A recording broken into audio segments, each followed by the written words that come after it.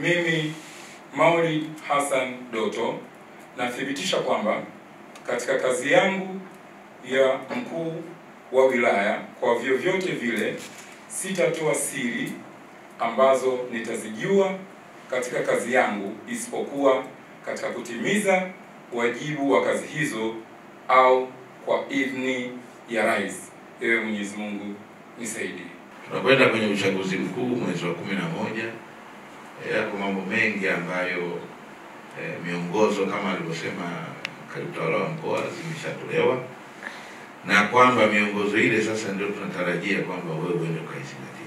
Amesema neno kubwa sana kwamba miongozo ile ilitolewa wakati kuna DC mwingine, lakini DC mwingine kwa jina DC alikuwepo, na hata sasa DC yupo.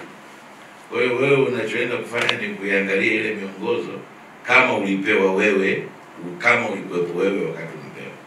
Hatutokaa tukasema unajua DC yule alikuwa Judi Maulidi ya kuwepo, kwa hiyo hii haikutekelezeka. Kwenye utaratibu wetu wa kazi hatunaga kitu kama hicho.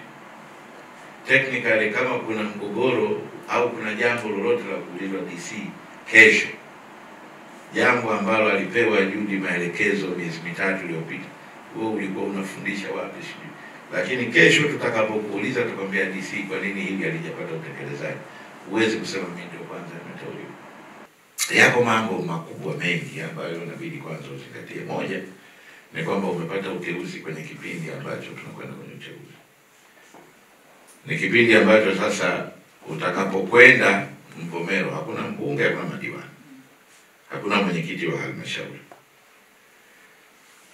Kwa hiyo zile shughuli zote za maendeleo ya wananchi yanayofanywa baina ya hapa mpaka patakapokuwa na halmashauri mpya, usimamizi wake ni baina ya mkurugenzi na wewe. Ukisoma kile kiapo ni mwongozo tosha katika utendaji wako wa kazi. Ni maelekezo tayari umeshapata namna gani utaenda kutekeleza majukumu yako. Lakini zaidi ni kujifunza, kuendelea kujifunza kwenye kazi zako hizi za uongozi. Ni dhamana kubwa uliopewa. Kwa hiyo naamini utakwenda kuitendea haki, kwa sababu tayari mamlaka zimekuamini na zimekuona unafaa kwenye nafasi hiyo ya mkuu wa wilaya. Katika kutekeleza ilani ya Chama cha Mapinduzi, tunakutarajia hadhi na heshima ya CCM itaimarika katika eneo hilo la wilaya ya Mvomero.